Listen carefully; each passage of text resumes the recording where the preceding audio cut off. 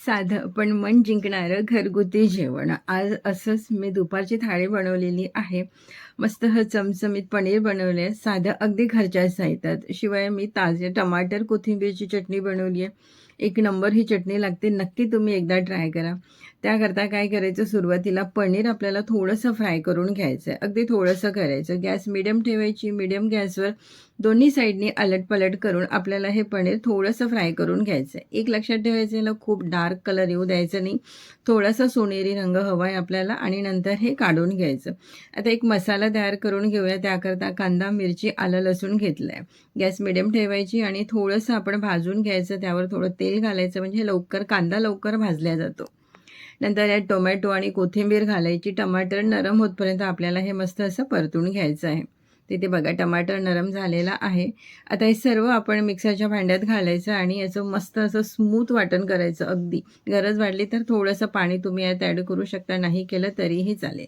आता आपण भाजी करूया पनीरची. तर तेल गरम केलं, राई, जिरा आणि वाटण घालायचं. आता तुम्ही बघितलं असेल, अगदी एवढंच साहित्य आपल्याला लागणार आहे. 2-1 मिनिट आपण ह्या मसाला परतून घेऊया, कारण भाजलेला आहे त्याच्यामुळे फारसा वेळ लागत नाही. हळद, तिखट, धणे पावडर, किचन किंग मसाला आणि जिरं पावडर, हे सर्व पावडर मसाले घालायचे आणि परतून घ्यायचे, म्हणजे याचासुद्धा कच्चेपणा निघून जाईल. थोडंसं पाणी घालून हा मसाला 2 मिनिट परतून घ्यायचा. तर इथे बघा मसाला आपला तयार झाला आहे. थोडीशी मलाई घालायची, अगदी ताजी. नंतर कसुरी मेथी घालायची आणि हे सर्व आपण परत एकदा मिक्स करायचं आणि एखादी मिनिट शिजवून घ्यायचं. सर्व मसाले व्यवस्थित शिजायला हवे. काही आपण जे ॲड करतो ना ते शिजायला हवे, कच्चे राहायला नको. तर हे 1 ते 1.5 मिनिट आपण शिजवून घेऊया. नंतर यात घालायचं पाणी. तर पाणी गरम घालायचं, थंड नाही. मिक्स करायचं आणि मीठ घालायचं आणि खूप पाणी घालायचं. आणि पनीरची भाजी त्यामुळे ही थोडी घट्टच असते. एक याला उकळी काढायची आहे. बघा उकळी आली आहे. आता यात काय करायचं, आपण पनीर घालायचं. गॅस अगदी कमी करायची. अगदी हलक्या हाताने हे मिक्स करायचं. झाकण ठेवायचं आणि कमी गॅसवर 2 मिनिटं हे भाजी परत आपण शिजवून घेऊया. 2 मिनिटांनी झाकण काढायचं आणि हे बघा आपली मस्त अशी पनीरची भाजी झालेली आहे. तुम्ही जर बघितलं असेल तर अगदी घरच्या साहित्यात मस्त अशी चमचमीत पनीरची भाजी तयार होते. कुठले वेगळे आपल्याला मसाले घ्यायची गरज नाही. आता करूया चटणी. अगदी ताजे टमाटर, कोथिंबीरची चटणी. अशी चटणी तुम्ही नक्की एकदा ट्राय करून बघा.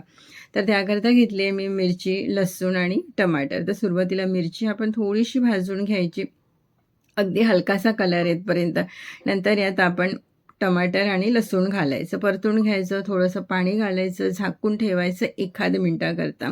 नंतर झाकण काढायचं, मीठ घालायचं, परत थोडं झाकून ठेवायचं. इथे बघा टमाटर हलकेसे नरम झाले.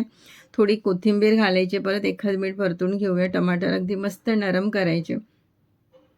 आणि आता ह्याची आपण चटणी करूया. आता ही चटणी तुम्ही मिक्सरमध्ये पण करू शकता, पण मी अशी कुटून घेतली आहे, कारण याने मस्त अशी चव लागते.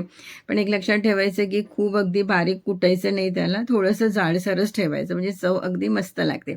आणि अशी ही चटणी तुम्ही नक्की एकदा ट्राय करा. आता एक तडका करूया. त्याकरता गरम तेल घ्यायचं, जिरा, मिरची, हळद आणि कोथिंबीर घालायची आणि हा गरम गरम तडका घालायचा चटणीवर. हळद घातली की काय होतं, मस्त कलर येतो चटणीला.